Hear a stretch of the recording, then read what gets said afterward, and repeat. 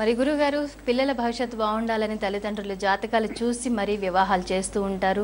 మంచి మంచి పెద్ద గురువుల దగ్గరికి వెళ్ళి ముహూర్తాలు కూడా పెట్టేస్తూ ఉంటారు. అయినప్పటికీ వాళ్ళ మధ్య మనస్పర్ధలు రావడం, విడిపోవడం, కొట్టుకోవడం ఇవన్నీ చూస్తూ ఉంటారు. అవి చూసి వీళ్ళు బాధపడుతూ ఉంటారు. ఇవన్నీ ఎందుకు జరుగుతున్నాయి అంటారు? మరి ఇప్పుడు లగ్నానికి బలం ఉంటుందన్న, వివాహ వ్యవస్థకి బలం ఉంటుంది, పెద్దవాళ్ళ ఋషులు పెద్దవాళ్ళ పండితుల దగ్గర జాతకాలు చూపించుకుంటే అది కూడా బలం ఉంటుంది. ఎందులోని దోషం ఉండదమ్మా, అన్ని చూసే చేస్తారు.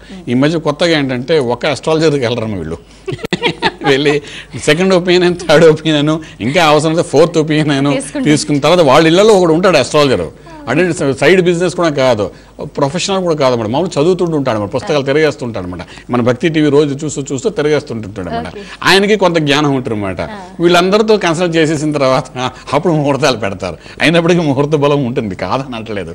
నేను అంటున్నానంటే ముహూర్త బలాన్ని ఉంది కాబట్టి ఈ ముహూర్త బలం అయిన తర్వాత మనం చూసుకోవాల్సిన విషయం ఏంటంటే ఇద్దరికీ ఉన్న ట్రాన్సిట్లో మనకు స్పెసిఫిక్గా మానసిక ఒత్తిడి వచ్చేది ఏంటంటే చంద్రుడి వలన వస్తుంది. వాడు 2.5 రోజులకు ఒకసారి ఒక రాశి నుండి 2వ రాశికి మారుతుంటాడు. అలాగే కుజుడు 45 రోజులకు మారుతుంటాడు. కుజుడు వివాహ వ్యవస్థకి కొంచెం ఇబ్బంది పెడుతుంటాడు. ఈ కుజుడు యొక్క గమనాన్ని, చంద్రుడి యొక్క గమనాన్ని జాగ్రత్తగా పరిశీలించి మీకు ఇబ్బంది కలుగుతున్న సమయంలో కుజుడు చంద్రుడు ఎక్కడున్నాడో చూసుకుని దాన్ని బట్టి కుజుడు ద్వారా వచ్చిందా, చంద్రుడి ద్వారా వ్యవస్థపడుతున్నారా అని తెలుసుకుంటూ, ఎందుకంటే 45 రోజులకు వాడు మారుతాడు, వీడు 1.5 రోజులు మారుతాడు. మిగిలిన వాళ్ళందరూ కొంచెం టైం లేట్ వెళ్ళండి. గురుడు 1 సంవత్సరానికి ఒకసారి మారుతాడు, మీ అందరికీ తెలిసిందే. అలాగే రాహుకేతుడు 1.5 సంవత్సరాలకు మారుతుంటాడు. సో వీళ్ళిద్దరి యొక్క గమనమే మనకు కొంచెం ఇబ్బంది కలుగుతున్నామంటే ఈ 2 గమనాలు చాలా అబ్జర్వ్ చేసి దాన్ని బట్టి మనం ఒక ట్రాన్సిట్లో జరుగుతున్న గమనాన్ని దృష్టిలో పెట్టుకుని మనం చేయవలసిన మంత్ర సాధనగా చేసుకోగలిగితే డెఫినెట్గా ఇలాంటి సమస్య నుండి బయటపడడానికి అవకాశం ఉంటుంది. ఇది మీరు ఐడెంటిఫై చేయగలరా? చేయలేరు, ఎవరు చేయలేరు. అందుకోసం మనం ఏం చేస్తామంటే వివాహం అయిన తర్వాత మంత్రానికి చాలా ఇంపార్టెన్స్ ఇస్తూ నిత్యం భార్యాభర్తలు చదవడానికి గురువు ద్వారా ఉపదేశం పొందిన మంత్ర సాధన చేయమని చెప్తుంటాం అన్నమాట. శ్రీ విద్యలో కూడా మనకు అదే చెప్తారు. ఎప్పుడైతే ఆ మంత్రం వస్తుందో, శరీరంలోకి వస్తుందో, ఈ దోషం అనేది కొంచెం దూరం అవుతుందన్నమాట. సో ఆ మంత్ర సాధన చేసేవాడికి ఇవన్నీ చిన్న చిన్న విషయాలుగా ఉంటాయి. కష్టాలు కానీ, ఇబ్బందులు కానీ, ఈ గ్రహాలతో జరిగే ఇబ్బందులు కానీ గురువు ద్వారా వచ్చింది. గురువు ఎవరు? విశ్వమంతా వ్యాపించిన భగవతత్వానికి స్వరూపమే గురువు. అంత అద్భుతమైన విషయం చూడండి. మనకు భగవంతుడు కనబడ్డాడు, గురు స్వరూపంలో మనకు కనిపిస్తుంటాడు.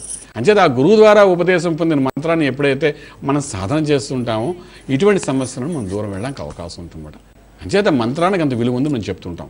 అటువంటి గురువు యొక్క తత్వం అందరికీ తెలియదు కాబట్టి మొట్టమొదట భూమి మీద పుట్టిన తర్వాత మనిషికి శివపంచాక్షి మహామంత్రం అక్షరాభ్యాసంగా ఇచ్చి శివుని గురువుగా భావించి జీవితాంతం చదవరా అని చెప్పి వాడికి ఇస్తే వాడు ఇలా పలకని ఇలా తిప్పేసి ఏబిసిడి చదవడం మొదలు పెడుతుంటాడు వాడు.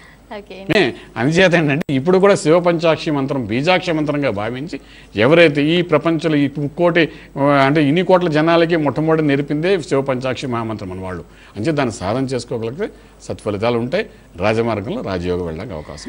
గురుగారు ధన్యవాదాలండి, చాలా చక్కటి విషయాలు తెలియజేశారు. మంత్రాల యొక్క ఆవశ్యకత, రత్నధారణ చేయడం వల్ల కలిగే ఫలితాలు వివరించారు. ధన్యవాదాలు. శుభం భూయాత్. ఈ వివరాలకు సంప్రదించండి Shri Vedamata Gayatri Jyotishalayam, Brahmasri Mantha Suryanarayana Sarma, lake view apartment, 4th floor, Chitrapuri colony, Khajaguda, Delhi public school ప్రక్కన, నానక్రామ్గూడ, హైదరాబాద్ 5,08,000. Phone numbers 8855559147, 8855559148, 9963267500, 9396772133.